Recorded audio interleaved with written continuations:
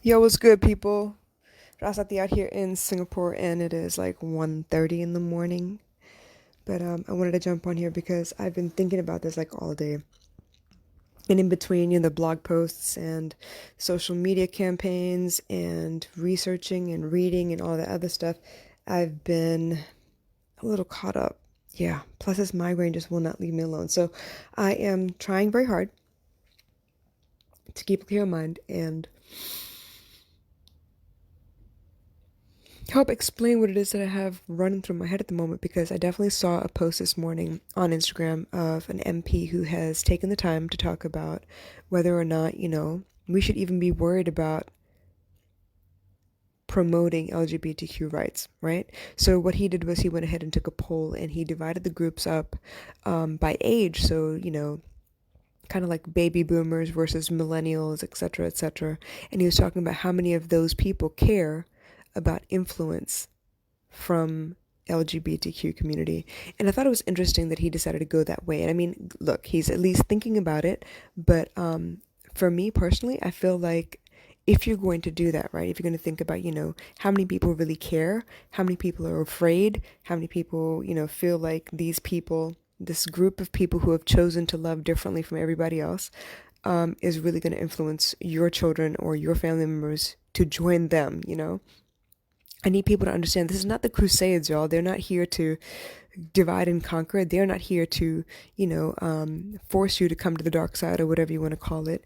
But honestly, they're just trying to find a way to live their life without upsetting too many people, because upsetting people means drama, unnecessary drama for them. Okay.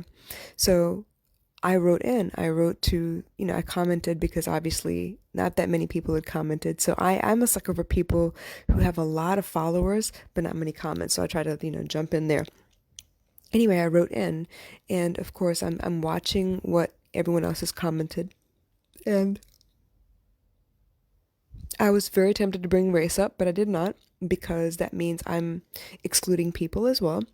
And I already know that race is one of those touchy ass subjects here in Singapore. So what I wanted to ask him was, hey, you know what? I would really love to change the way you did your survey, your demographics, the way you broke it down. Instead of doing it by age, why don't you do it by how easy people feel about change, and how, the people who embrace change and the people who do not.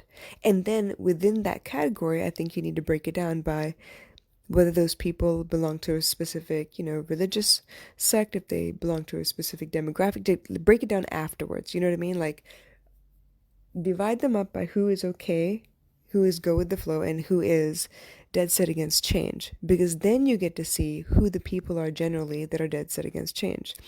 And in my opinion, there is no real way to break it down, because there are plenty of people who are millennials but are brought up in a household where they're very, very rigid. So they grow up thinking that same way as well. There are plenty of millennials who grow up in a home where there is no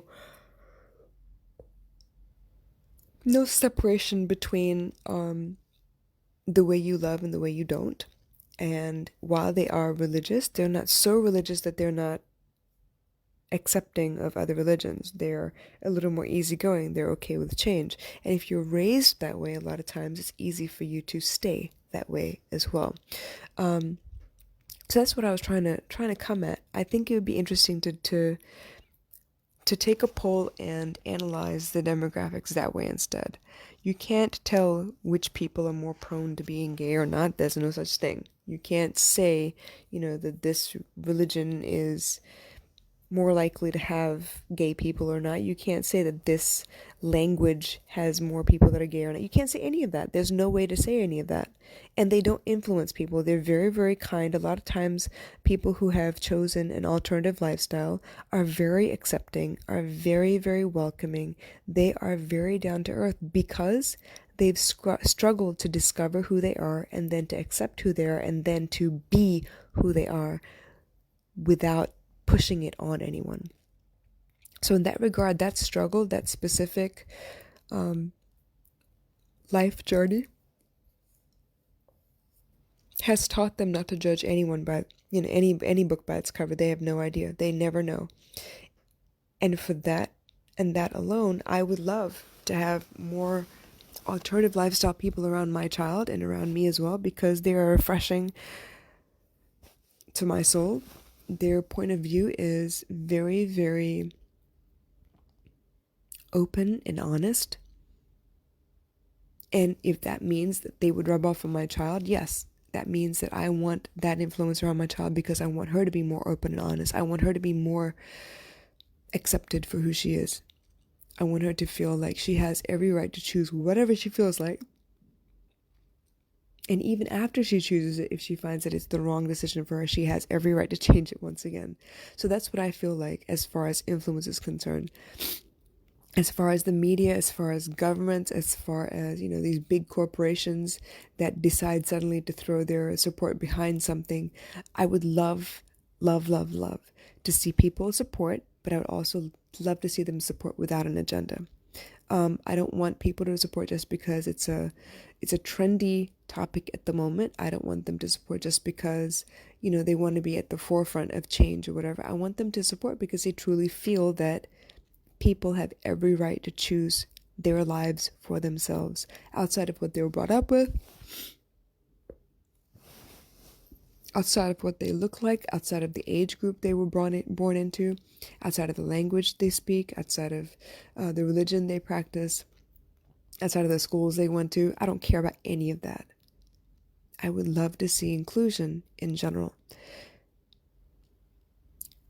Singapore is very inclusive on some fronts, but all in all, I feel like we have some growing up to do, because we're still a very new country with some very, very old world values. We're still Asian, which is very old-fashioned and quite narrow-minded. It's not a bad thing to be narrow-minded as long as you're open to change. And that's what I want to see for Singapore. I would love for us to become not just a pioneer in recycling and water conservation, but also pioneers in acceptance and a true melting pot democracy, if that's even possible. I don't know. That would be great. It would be ideal. But yeah, whenever people do polls, I would love to see them go after the feeling behind what's going on rather than the demographic, rather than the easy, like, you belong to the 80s and you belong to the 90s and you belong to this religion versus that religion, you belong to this language versus that language. Outside of all that, I would really love to check on some real behavioral stuff. I would love to divide people up by, honestly, seriously, how easy is it for you to change? How open are you to accepting change? How open are you to accepting other ways of life? Accepting does not mean that you condone or judge. It just means that, okay, I acknowledge that there is another way to live life. I don't choose it for myself, but it's okay that it exists, basically. Agree to disagree. I would love to see that. I would love to see more of that. So basically, influence is in the eye of the beholder. I mean, people lived through the Crusades.